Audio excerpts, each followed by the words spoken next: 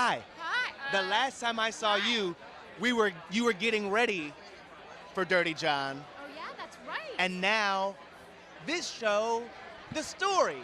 I mean, it's just like, but you also, the way you played her, you talk about this quiet strength. You talked about choosing roles, women who have a source of power, right? And that any woman can identify with them.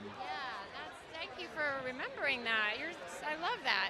No, that's for me really important. And this one was challenging in the way that I love to always find where a woman's power comes from.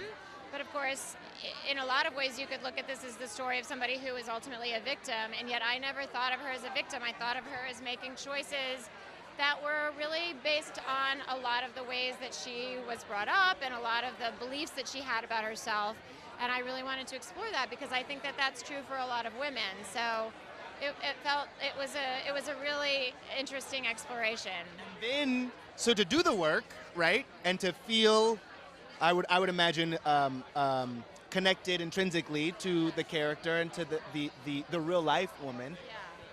To see it's breaking records for the network, I mean, it's never a bad thing.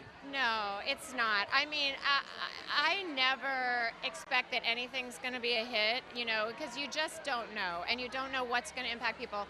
But the fact that the story was so incredible, the fact that the podcast was so compelling and people were so drawn to it, that I really, all I hoped was that we didn't screw it up enough that people would be like, forget it.